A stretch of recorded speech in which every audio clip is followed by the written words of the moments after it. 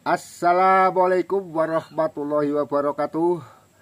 Selamat berjumpa kembali dengan Kuat Sugiro Channel yang selalu membahas masalah tanaman-tanaman. Apa kabar rekan-rekan semua para penghobi bougainville?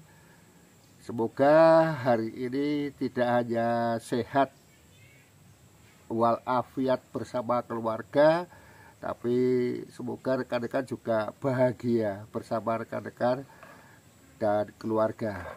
Dan semoga selalu dipermudah segala urusannya dan dilancarkan rezekinya. Amin, amin, ya rabbal alamin.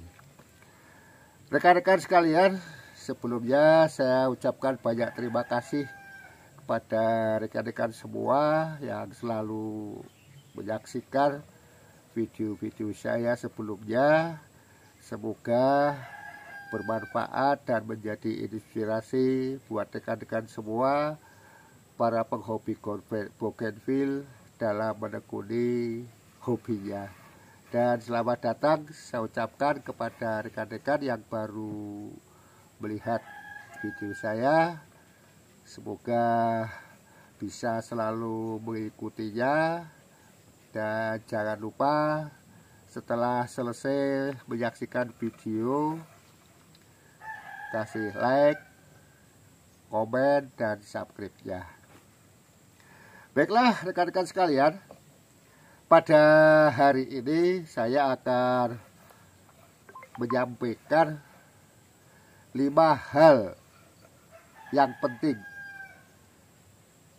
Hindari 5 hal yang penting pada bougainville kita jika bougainville kita ingin selalu subur dan berbunga rimbun.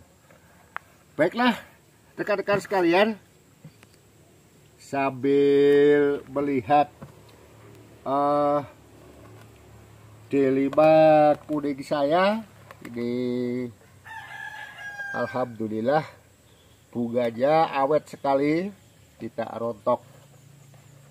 Nah, 5 hal penting itu apa saja yang harus dihindari oleh rekan-rekan semua agar bougainville kita tetap subur dan juga berbunga rimbun.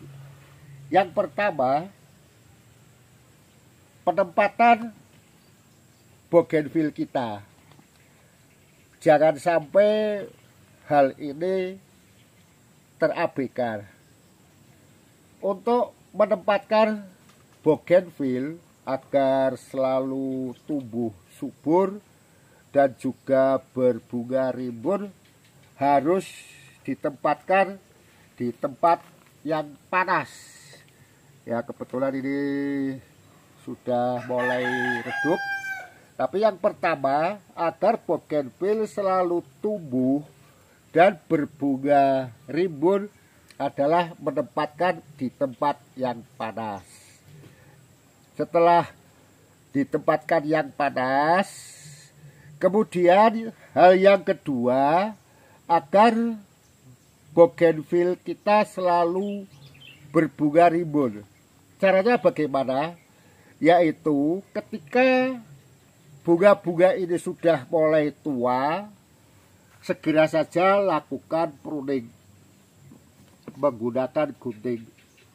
Jadi daun tangkai bunga yang sudah tua kita potong. Ya, tidak saya praktekkan, tapi dipotong habis. Yang kedua, apabila mendapatkan tangkai yang menjulur. Tangkai yang menjulur pun segera harus dipotong. Karena kalau tidak dipotong, tangkai itu akan bertambah panjang, bertambah panjang, bertambah panjang. Karena bougainville pun bisa merambat. Artinya bahwa tanaman bougainville ini bisa panjang sampai 2 sampai 3 meter kalau tidak mengalami pruning atau pemangkasan. Nah, kalau bougainville kita sudah banyak tangkainya yang panjang-panjang, mustahil untuk mendapatkan bunga. Karena pertumbuhannya itu untuk memperpanjang ujung daripada batang bougainville. Lah, untuk memutus rantai kehidupan tunas, lakukan pemangkasan. Misalnya di daerah sini kita pangkas. Setelah dipangkas, nanti akan tumbuh lagi tunas-tunas di bawahnya semakin banyak, sehingga tanaman bougainville kita menjadi rimbun. Kalau sudah rimbun tangkainya, rimbun batangnya, rimbun rantainya, nanti akan rimbun bunganya. Itu yang kedua. Setelah tadi menempatkan bougainville itu harus di tempat yang panas. Kalau di tempat yang teduh, sampai kapanpun kita tidak akan mendapatkan bougainville bunganya rimbun. Kalau keluar bunga paling ya 1, 2, itu sudah untung. Yang kedua tadi masalah pruning. Nah, setelah dipruning, dipangkas, syukur-syukur kalau rekan-rekan semua tega, daunnya dihabiskan saja. Seperti yang biasa saya lakukan, kalau saya memotong dahan, semuanya daunnya saya habiskan. Karena apa? Nanti ketika tumbuh tunas, itu akan muncul tumbuh bunga juga. Yang ketiga, yaitu pemupukan. Tanaman bougainville ini tidak akan mengeluarkan bunga yang rimbun kalau tidak dibantu oleh kita dengan pupuk. Pupuk yang saya gunakan adalah NPK 16-16-16. Mengapa saya simpan di botol mineral ini? Karena kalau di botol mineral ini pupuknya masih utuh, masih segar. Tapi kalau disimpan di plastik pembungkus, kalau sudah dibuka, kena udara, itu lama-lama menjadi lengket. Sehingga untuk proses pemupukan harus dikeluarkan dengan paksa. Kalau seperti ini, tinggal dibuka tutupnya, mau butuh berapa sendok, sudah mudah. Dan insya Allah tidak akan lengket. Ini cara penyimpanan pupuk yang saya lakukan seperti ini. Pemupukan ini prosesnya, setelah dipruning, biarkan saja tanaman itu dalam keadaan kondisi tidak disiram dulu. Setelah dipruning, habis daunnya, nanti akan mengalami kelayuan. Pohonnya akan menjadi layu. Karena apa? Karena sudah dipotong dahannya, diambil daunnya untuk fotosintesa, tidak dikasih air. Nah, setelah hari keempat, baru disiram menggunakan campuran air dan pupuk. Perbandingannya kalau saya menggunakan 1 sendok pupuk NPK 16-16-16 dicampur dengan 1 liter air. Diaduk sampai merata, benar-benar tercampur, tidak ada sisa-sisa pupuk, baru dikocorkan di media tanam. Nah, pemberian pupuk berapa liter? Tergantung daripada besar kecilnya pohon, besar kecilnya media tanam yang ada di pot. Kalau seperti ini, setengah liter saja sudah cukup. Kalau yang seperti ini, mungkin 1 liter. Kalau yang ini, itu bisa sampai 2 liter. Karena apa? Melihat dari jenis batangnya, kemudian media tanamnya. Nah, setelah dipupuk yang pertama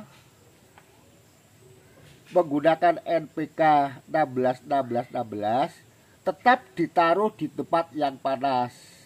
Kemudian biarkan beberapa hari, 1 atau 2 hari, kita siram biasa, tapi jangan terlalu banyak air. Karena untuk melanjutkan proses penyerapan pupuk dari akar ke batang. Mengapa menggunakan pupuk 16 16 16? Karena pupuk 16 16 16 itu sama, seimbang untuk akar, untuk batang, dan untuk bunga. Kemudian lakukan pemupukan kedua kali. Setelah 1 minggu berikutnya lakukan pemupukan. Minggu berikutnya lakukan pemupukan lagi. Kurang lebih 3 kali pemupukan, 3 minggu, insya Allah nanti sudah mulai tumbuh tunas untuk pemunculan bakal-bakal bunga. Kalau daunnya itu tidak terlalu banyak. Yang keempat adalah penyiraman. Banyak yang mengatakan bahwa bougainville tidak boleh terlalu banyak air. Bougainville harus dalam kondisi kering. Kita lihat kondisi tanamannya. Yang penting media tanam itu harus selalu lembab. Apalagi di musim panas seperti ini, itu harus selalu lembab. Mengapa lembab? Karena untuk mengantisipasi sinar matahari yang ekstrim. Sehingga ada perpaduan dari media tanam yang hanya sebesar pot, kemudian kena sinar matahari yang begitu panas. Kalau tidak diimbangi dengan kelembaban media, itu nanti akan cepat kering. Terlambat menyiram untuk bougainville yang sudah berbunga seperti ini, 2 hari tidak disiram dalam musim panas seperti ini, pasti akan layu.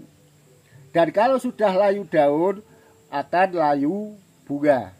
Kalau sudah layu bunga, maka tidak akan menarik lagi untuk dilihat dan harus segera kita pruning ulang. Yang pertama tadi masalah penempatan harus di bawah sinar matahari yang full. Kemudian potong ranting-ranting yang sudah menjulur, apalagi kalau di Singapura itu kalau sudah menjulur cepat sekali tumbuhnya ke atas. Kalau tidak segera dipotong pasti akan terus tumbuh. Itu yang kedua. Yang ketiga, pemupukan. Kemudian setelah pemupukan tadi yang keempat adalah penyiraman. Nah, hal yang terakhir yang kadangkala jarang diperhatikan,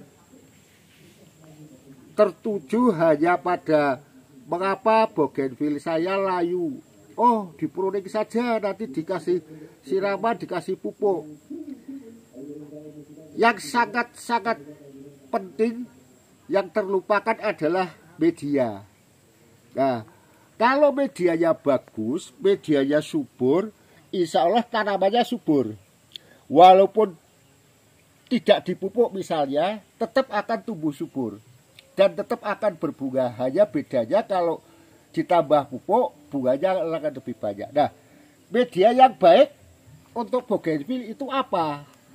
Sudah pernah saya buat video beberapa waktu yang lalu, bisa dilihat nanti. Media itu harus mengandung 3 hal. Yang pertama dari unsur tanah. Boleh tanah kebun, boleh tanah merah, boleh pasir, boleh ladu, atau yang terbaik tanah itu adalah yang diambil dari bawah rumpun bambu. Tanahnya humus. Tuh, yang pertama. Jadi unsur tanah. Karena bougainville mau tidak mau asal usulnya juga dari tanaman di tanah. Yang kedua, media yang kedua adalah sekam. Sekam padi. Sekam padi masih baru boleh, sekam padi yang sudah lapuk boleh, sekam padi yang sudah dibakar atau arang sekam juga boleh. Nah, dari ketiga sekam ini yang paling bagus yang mana? Bagus semua. Tapi kalau kita mampu untuk membeli arang sekam itu lebih bagus. Karena apa? Karena arang sekam yang sudah dibakar, otomatis semua bakteri, semua binatang, semua penyakit itu sudah mati, terbakar. Kalau jadikan media akan lebih bagus. Nah, kalau media masih mentah, bagaimana sekam mentah? Tidak masalah. Karena sekam itu bertujuan untuk menjadi poros. Kalau hanya tanah saja padat, kalau kering seperti batu, kalau kena air nanti seperti lumpur. Tapi kalau ada sekamnya akan poros. Poros itu ketika disiram airnya keluar, tapi masih ada yang terikat di dalam media tanam. Dan yang ketiga itu adalah kohe. Kohe itu singkatan daripada kotoran hewan. Bisa kohe kambing, bisa kohe ayam, bisa kohe sapi. Nah, mana yang terbaik? Semuanya baik, asalkan sudah difermentasi. Kohe kambing yang biasa digunakan atau biasa saya gunakan itu difermentasi terlebih dahulu menggunakan E4 dan juga molase. Caranya nanti suatu saat akan saya buatkan videonya. Nah, dari ketiga media itu, tanah 1, sekam 2, kohe separuh, setengah. Kalau tanah 2 berarti untuk sekam 4, kohenya 1. Diaduk sampai rata, dimasukkan ke dalam media. Di dalam pot maksud saya untuk media tanam. Lah, kalau hal itu digunakan sesuai dengan itu, insya Allah tanaman bougainville kita akan subur dan juga akan rimbun bunganya. Lah, bagaimana kalau misalnya dari ketiga itu tidak ada? Ya tidak masalah. Yang penting media tanam yang digunakan rekan-rekan itu menyuburkan tanaman bougainville dan membungakan bougainville kita. Intinya itu saja. Jadi tidak harus seperti itu. Kalau misalnya hanya tanah saja bisa tidak? Bisa. Tapi kalau hanya sekam saja tidak mampu. Karena apa? Kalau hanya sekam saja nanti tidak ada kekuatan akar untuk menahan di media. Tapi kalau ada tanah atau pasir atau ladu, insya Allah akar itu akan semakin bagus. Terima kasih rekan-rekan sekalian. Barangkali ada yang mau bertanya, mau usul, kemudian ingin memberikan sesuatu, silakan ditulis di kolom komentar. Saya ucapkan banyak terima kasih. Semoga apa yang saya lakukan ini bermanfaat buat rekan-rekan semua. Ingat 5 hal penting jangan dihindarkan. Oke. Jadi yang pertama, 1, tanaman ditempatkan di tempat yang panas, dilakukan pruning, pemupukan, penyiraman, dan media tanam yang benar. Insya Allah tanaman kita akan tumbuh subur dan memunculkan bunga. Semoga terinspirasi. Terima kasih atas perhatiannya. Jangan lupa like, komen, dan subscribe-nya. Semoga kita bisa bertemu kembali di video yang akan datang. Saya akhiri. Assalamualaikum warahmatullahi wabarakatuh.